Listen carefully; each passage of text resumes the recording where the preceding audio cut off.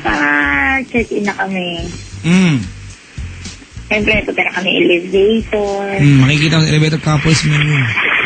Dalawa lang kami. Nagkakatitigan kami. Parang, siyempre, hindi niya alam kung ano mangyayari. Ganon? Ewan ko lang, ha? Tapos? Siyempre, lalakarin pa namin hanapin pa namin yung kwarto namin. Tapos? 214. Yun yung room number nyo? Oo. 214? Oo. Seryoso ka? Oo. Okay yan ah. February 14, di ba?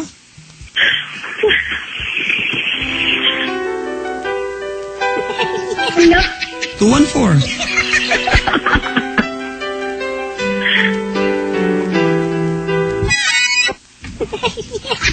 Tapos? Nakita na namin yung kwarto. Pasok kayo. Sinusian niya. Pasok siya. Nasa hulihan ako, diretso akong banyo. Siyempre, mag-CR ako, naiihi na ako. Habang nasa banyo ka, nag-ring ang phone. Hindi ko alam eh. Sir, check ko lang po, malis po yung kwarto natin. Alam mo yan ah. May order ba kayo, sir? Ayalasin na lang po, ha? May order, sir. Tapos? Siyempre, nag-shower na ako. Pantanggal ng amas. Sabi ko, pakikuha naman yung tawel. Sabi mo? Oo. Ano suot mo nung sinabi mo sa kanya yan? Wala nga eh. Ay, hayop!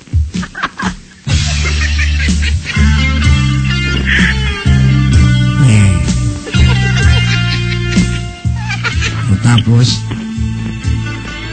Sinabot niya. Then sabi niya, tapos ka na, ako naman. Lumabas ako, siya naman ang pumasok. Nakatapis ka na lang?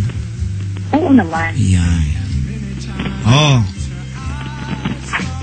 Binuksan ko yung TV, nantay ko siyang matapos. Nasa kama na ako.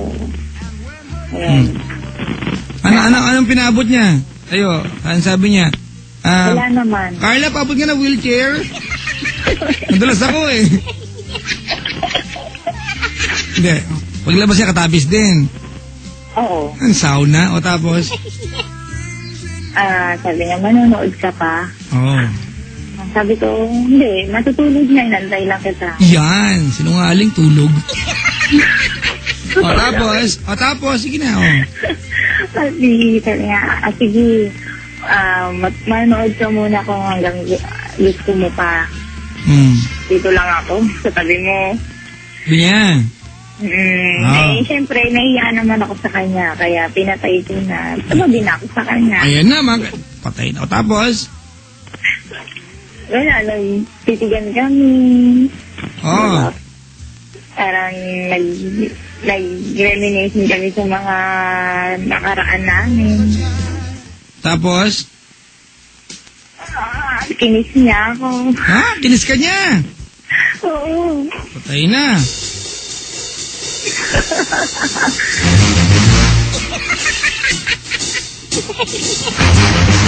Take it off.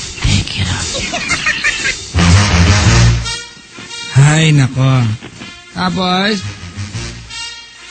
Kinis ko rin siya. Saan? Siyempre sa lift. Nakapusang gala. Tapos? Tinanggal namin yung mga towel. Tapos? Di, kinis niya ako sa chair. Sa chest? Sa baba. Hala ka, Kailangan ko ba to? Ano dialogue mo nun? Bahala ka. Ganon? Kala ko sabi mo sa kanya, huwag dyan. Strict ang parents ko. Hindi, papakipot ka ba ako? Tapos? Inis ko yata siyang inintay. Tapos? Yun, sabi niya, First time ko to, turuan mo ako. Ay, nako, di naglabas ka ng libro. Page 27. Sabi ko, kaya mo yan. Nakakapanood ka naman, di ba? Palamukha mo te, Sabi ko, kaya naman, tuturuan ko pa siya, di ba? Sa bagay, kaya naman sa'yo, Ayun, edi... Bumaba siya hanggang sa pusod. Sa pusod? Yan, dumi niyan eh. Hindi Hindi. Yung akin kasi madumi, pwedeng taniman ng kamote, may lupa. Ako maglilinis. Huwag na te, okay na ako. Mapahamak pa ako sa'yo. Hindi Basta. Ayoko masampal, mayos ka. Dali. Yan, then sabi ko, tama na, huwag ka nang bumaba. Sabi niya, bakit? Baka akala niya sa pusod talaga yun. Baka akala niya, ito na yung pusod eh. Tapos? Tapos nun, sabi niya, sige na kung ayaw mo. Then... Dapat sinabi mo, may PUK code kasi yan eh. Wala naman eh, di ba? Sa bagay. Then, tumayo na siya. Sinansyado ko naman siya. Wow! Buti may time ka. Oo naman. Hindi ka busy, ano? Oo. Tapos? Nanginginig siya, papadaki. Baka may sakit, ganun, malaria. Ha? Ewan ko. Tapos? First time daw niya. First time. Ako naman eh. Then, after nun, nahiga na kami. Yan na. Matagal mo sa sinasyado?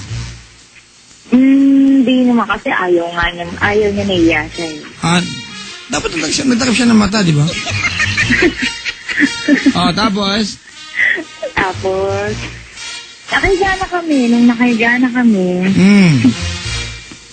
umibabaw na siya sa akin. Yak! Bakit? Basta yak lang. Sige, tuloy mo nga tapos. Tapos nun, ayun na. Ano na? Ano na nga?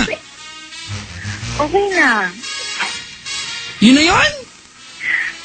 Kasi nga, tinakabahan kami pareho.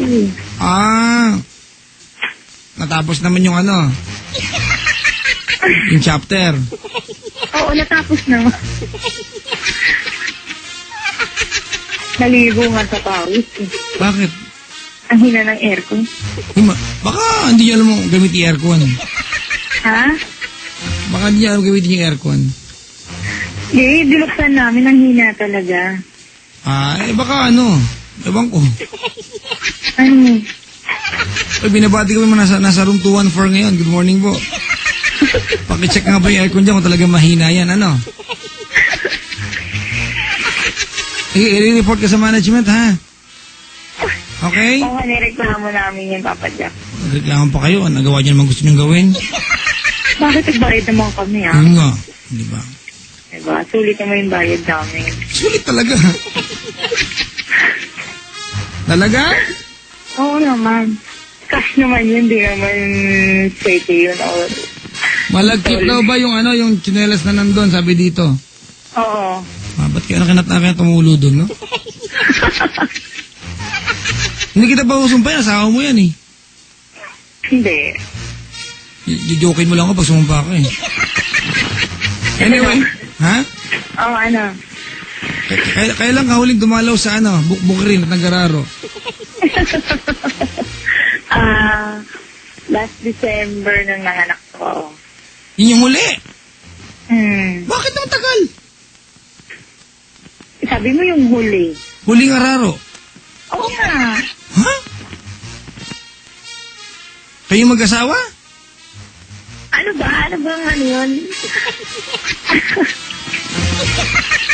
Araro ba ng yung plowing the fields. Oo nga. With some carabao, Di mo mabilis tumubo yun, no? Parang iba yung nag-uusapan natin, ha? Saka yung hospital lang nagtanggal noon. Ah, okay. Bahala ka nga. Yun ba yun? Oo. Oh, yan. Sige, bahala ka. Kailan kayo ulit naglambingan ni Mister? Ano ngayon? Mali pang 4 na gabi na ngayon na wala. Ah, ganon? Bakit? Kasi busy siya sa trabaho. Ah. Ano kung busy? Pagod siya. Then, mapagod din ako din sa maghapon. Nag-aalaga ako. Ako nag-aano sa maghapon sa bahay. Ganon?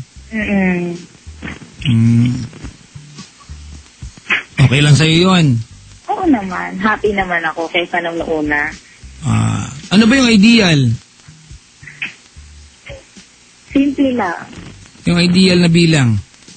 Na? Every week, ilan ba dapat? Depende sa kanya. Hindi, yung ikaw, siyempre 4 na anak mo, di ba? Nakadalawa ka na. Sorry, ha? Oo. Ano ba yung healthy? Ilan ba dapat sa 1 linggo? Sa akin, okay na yung 2 to 3 times a week. Wag ano, kaya pala tumataba si Capo Roy. Ha? Sabi ko na eh. May effect ba yan sa kalusugan? Oo naman. Ano, lumalaki tiyan? Buntis pala. Hindi, Ano? Hindi lumalaki siyang ko. Ano effect yun sa kalusugan? Hindi ko alam eh. Para siyang pampalakas. Talaga? Oo. Oh, sandala pa. Kaya palagi ako nanghihina. Ako yung lumalakas. Talaga? Lumalakas ka? Oo. Ineksyon. Oo, tama. Wala ka, te. Tama ako. Mga kaibigan, kwento mag-asawa to, di ba? Tama? Oo. Ang ganda-ganda mo sa picture mo dito. Salamat. Joke lang. Ay, nako. Kaya mo, one of these days, pupunta ako dyan. Uy, anong specialty mo lutuin? Adobong manok na may kamote. May kamote? Di nga. Adobong manok? Na may kamote? Spicy ba yan? No, hindi. Oh. Gusto mo ba? Okay lang, may nagdala sa amin dito. Spicy adobo, sarap. Lagyan mo ng baboy para makita kayo mga kamag-anak ko. Ha? Sige. Kailan? Aasahan namin yan, ha? Oo. Kailan? Basta pupunta na lang kasi umuulan pa eh. Hindi na ako kakain next week eh. Ganun ba?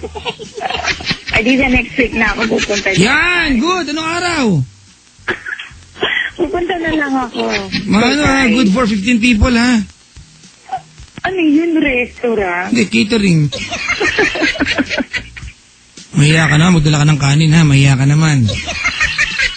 Ulam kanin. Kami na drinks ba? May water dispenser kami dito. Ayaw mo ng Coke. Ha? Ayaw mo ng Coke. Okay lang, bring it on. Okay. Asahan namin yan, ha? Oo na. Anong araw? Para di kami kakain sa tanga. Basta, sasabihin ko na lang. Ay, pupunta na lang ako. Ganon? Sige, paghahandaan namin to, ha? Good, ha? May kasamang cash, wala? Ano ba yun? Hindi, joke lang to naman. Biro lang. Cash na lang. Huwag na lang magluto. Iba yan. Biro lang. Huwag ka na magdala na kahit. Dumalaw ka lang dito, okay na po kami. Alright? Papa dyan. Huwag ka na magdala na kahit. Dalaw ka lang po, okay na po. Walang requirement, punta lang po kayo dito. Kasi, yung pagpunta pa lang sa amin, effort na. Kasi hindi daanan po ito ng sasakyan sa amin. Kailangan mo puntahan talaga sa Jain. Oo. Magpunta ka dito, malaking bagay na po sa amin yan. Alright?